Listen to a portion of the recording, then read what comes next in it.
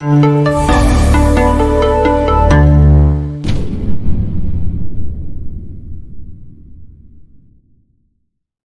my dear student. Welcome to our YouTube channel Aryabhatta Academy. Dear student, today I have topic of relation, and this is topic belongs to CBSE class 12th. ये जो आज हम topic करने जा रहे हैं ये है CBSE क्लास 12th का NCERT का टॉपिक है, पहला ही चैप्टर है, ठीक है ना। मतलब इसका जो वेटेज है एग्जाम में वो तो बहुत ही मामूली है, बट इम्पोर्टेंस इस टॉपिक की बहुत ज़्यादा है, ठीक है ना। इस बार का जो टॉपिक जो पेपर आया 2025 का, उसमें जो इस चैप्टर से है, इस टॉपिक से क्या था, केस स्टडी मतलब 4-5 नंबर का आ रहा था, ठीक है ना। वैसे तो इससे 1-2 नंबर का ही मार्क्स आता है, बट इंपोर्टेंस बहुत ज्यादा है इन कंपटीशन व्यू में, क्योंकि 12th के बाद जब बच्चा सीधा कंपटीशन में जाता है, अगर उसके सभी टॉपिक क्लियर नहीं है तो बेटा कंपटीशन तो भूल जाओ। ओके, तो मैं यहाँ पे, और इस बार सीबीएसई ने क्लियर किया था कि वे अपने एग्जाम को कॉम्पिटेंसी बेस में रखेंगे, तो मैं एनसीईआरटी विद उसकी रेफरेंस बुक और विद उस चैप्टर से जितने कॉम्पिटेंसी के क्वेश्चन बन सकते हैं वे सबका सोल्यूशन कराऊंगा। ओके, तो चलते हैं आज के टॉपिक पर, ठीक है। टॉपिक क्या है हमारा, रिलेशन, ठीक है ना। क्या टॉपिक है, रिलेशंस, यानी कि संबंध जो बोलते हैं। तो इसकी सबसे पहले तो हम डेफिनेशन ही देखते हैं क्या होती है। डेफिनेशन क्या है, a relation R from a non empty set A. यहां पे एक वर्ड हुआ है नॉन इम्पेटी का मतलब होता है जो, यानी कि इम्पेटी मतलब खाली ना हो, ठीक है ना। Set A to another non empty set B is a subset of A cross B. अब ये तो हो गया हमारी रिलेशन की डेफिनेशन। इस डेफिनेशन को थोड़ा सा समझ लेते हैं क्या कहता है। ये कह रहा है कि एक रिलेशन यानी कि रिलेशन आर क्या होगा, फॉर्म नॉन इम्पेटी सेट, यानी कि एक सेट ए से कोई दूसरा सेट होगा नॉन इम्पेटी बी उसके, और उन दोनों का ए क्रॉस बी का क्या होगा, आर सबसेट, यानी कि आर सबसेट होगा किसका, ए क्रॉस बी का। ओके बेटा, इस बात को अगर आपने गोट इट कर लिया तो ये मान लो कि आपके रिलेशन समझ में आ गया। यानी कि मैं क्या बता रहा कि रिलेशन वो होगा जो ए क्रॉस बी के सबसेट होगा। सबसेट का मतलब होगा कि यानी कि आर किसके अंदर बिलोंग्स करेगा, ए क्रॉस बी के अंदर। ओके, चलो इसको अब एक एग्जांपल के थ्रू समझते हैं, बहुत एग्जांपल अच्छे से। लेट ए हमारा कोई एक सेट है, उसमें एलिमेंट है हमारे 1, 2, 4, और बी भी एक सेट है हमारे पास, उसमें एलिमेंट है 4, 6। ओके, तो यानी कि अब इसका ए क्रॉस बी बनाना है, यानी कि क्या, एक हाउस ये बना लीजिए और एक हाउस ये बना लो, इसका नाम रख दो ए और इसे बोल दो बी। ओके, इसमें एलिमेंट क्या है 1, 2 और 4, और बी में एलिमेंट क्या है 4 और 6, ठीक है। यानी कि रिलेशन क्या होगा, यहां से यहां के बीच में आर, वो किस फॉर्म में होगा, ए क्रॉस बी, यानी कि ए क्या 4 से रिलेशन, ठीक है, ए का 6 से रिलेशन, फिर 2 का 4 से रिलेशन, 2 का 6 का रिलेशन, 4 का 4 से रिलेशन और 4 का 6 से रिलेशन। ओके, इसको लिखेंगे कैसे, ए क्रॉस बी को, ए क्रॉस बी कैसे लिखे जाएगा, 1, 4, दूसरा सेट क्या होगा 1, 6, फिर क्या होगा हमारा 2, 4, फिर उसके बाद 2, 6, फिर उसके बाद 4, 4, फिर उसके बाद 4, 6, यानी कि मेरे पास ए क्रॉस बी क्या बनेगा, ये बनेगा। अब बात आती है आर के लिए, आर कैसे डिफाइन होगा।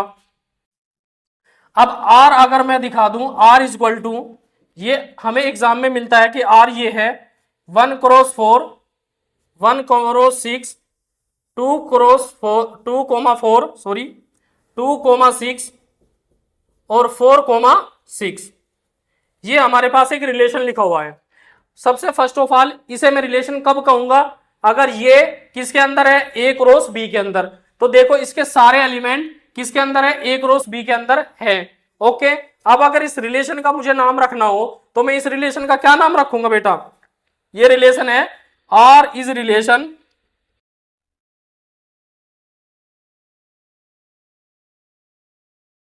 इज लेस देन, यानी कि कौन सा रिलेशन है, लेस देन, यानी कि 1 की वैल्यू छोटी है किससे, 4 से, यानी कि x जो है मेरा स्मॉलर है किससे, y से। कहने का मतलब ये कह सकता हूं मैं, x जो है मेरा छोटा है किससे, y से, ये वो वाला रिलेशन है। ठीक है, तो r मैंने पहले ही बता दिया था कि r क्या होता है, कंटेंट करता है किसके अंदर, a क्रॉस b में, यानी कि r किसके अंदर होगा, a क्रॉस b में। अब ओके, नंबर ऑफ एलिमेंट कितने बनेंगे ए क्रॉस बी में, अगर ये पूछने लगे हमारे से कि number of element A cross B में कितने एलिमेंट है भाई, 1 2 3 4 5 6, नंबर ऑफ एलिमेंट कितने हो गए, 6।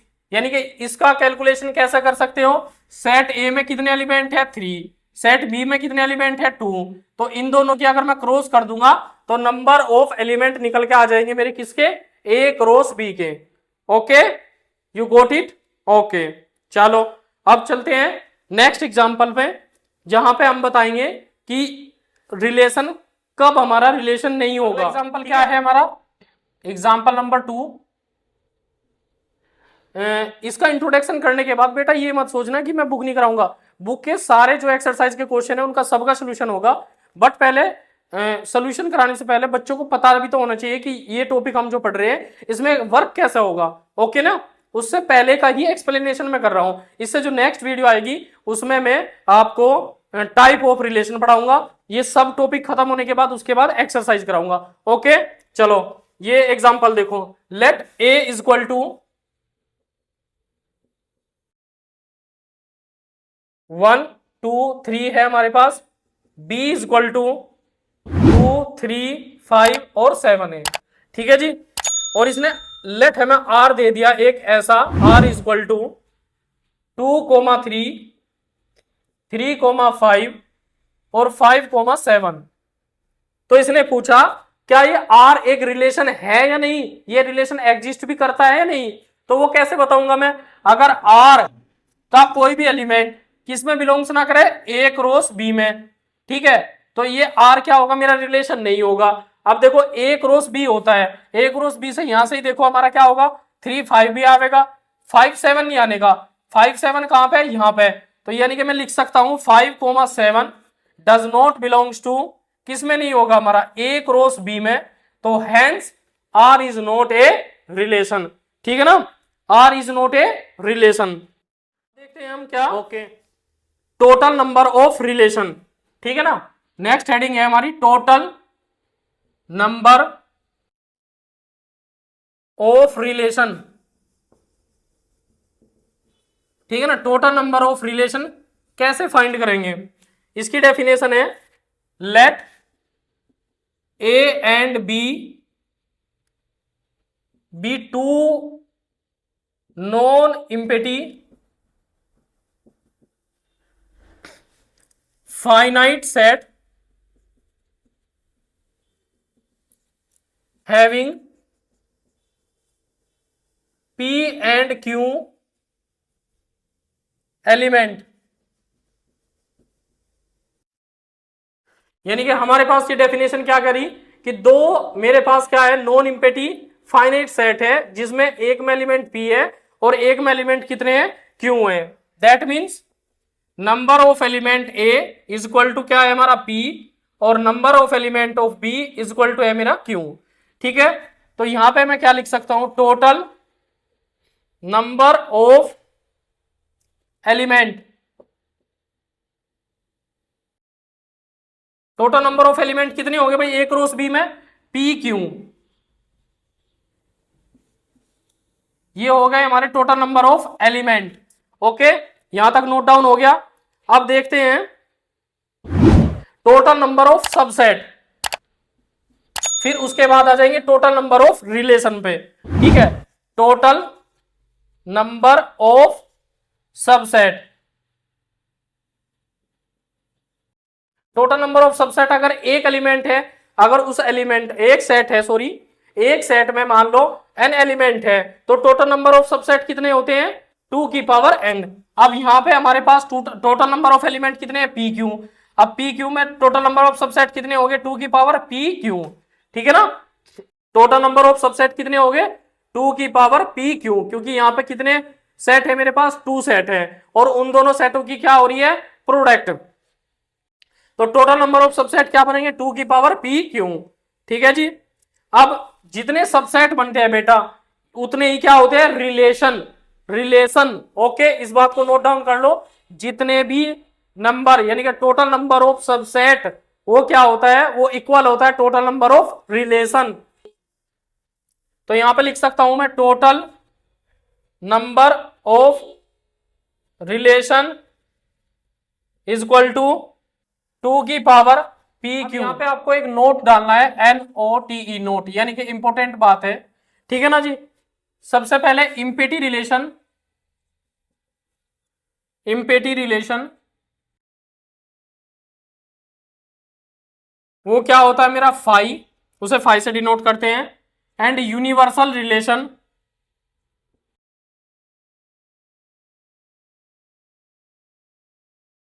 यूनिवर्सल रिलेशन उसे क्या लिखते हैं A क्रॉस B। ये दोनों रिलेशन को हम क्या कहते हैं और कॉल्ड ट्रिवल रिलेशन।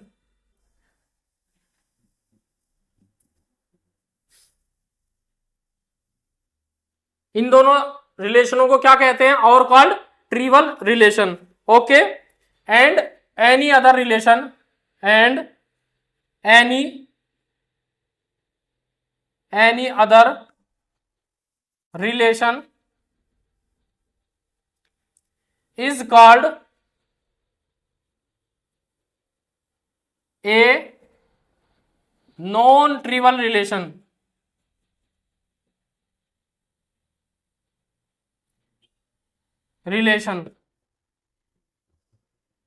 ठीक है ना, यानी कि ट्रिवल रिलेशन किसे कहते हैं फाई, और यूनिवर्सल रिलेशन को तो कहते हैं हम ट्रिवल रिलेशन, और उसके अदर जितने भी रिलेशन होते हैं वो क्या रिलेशन कहलाते हैं नॉन ट्रिवल रिलेशन। ओके, अब इसका एक एग्जांपल देख लेते हैं जो हमने अभी सीखा उस फॉर्मूले के बेस पे। ओके, चलो करते हैं उसका एग्जांपल। क्या कहता है, लेट ए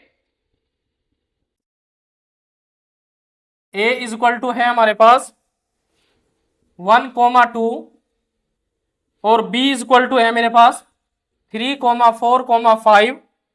तो इसने पूछा है then number of relation from A to B, यानी कि मैं लिख रहा हूं then number of relation form A to B, यानी A से B के बीच के रिलेशन कितने होंगे ये हमें बताना है। तो नंबर ऑफ रिलेशन कितना होगा भाई, नंबर ऑफ एलिमेंट कितना है A में 2, नंबर ऑफ एलिमेंट B में कितना है मेरा 3, तो टोटल नंबर ऑफ रिलेशन क्या बताया हमने 2 की पावर mn बोल लो या pq, अगर pq में ले रखा है तो pq, उससे कोई फर्क नहीं पड़ता। तो 2 की पावर यहाँ पे है 2 और यहाँ पे है 3, यानी कि 2 की पावर 6, और 2 की पावर 6 की वैल्यू कितनी होती है भाई 2 की पावर 6 होता है 64, यानी कि कितने रिलेशन बनेंगे अगर नंबर ऑफ एलिमेंट 2 और 3 हो दोनों सेटों में, तो वह बनेंगे 64। आज की वीडियो में सिर्फ इतना ही इंट्रोडक्शन करेंगे, कल की वीडियो में मैंने बताया है आपको मैं कराऊंगा टाइप ऑफ रिलेशन, और टाइप ऑफ रिलेशन खत्म होते ही उसके बाद सीधा इसकी एक्सरसाइज, और उसके बाद पढ़ेंगे हम फंक्शन। तब तक के लिए जय हिंद, जय भारत, नमस्कार, सत श्री अकाल, जय हिंद।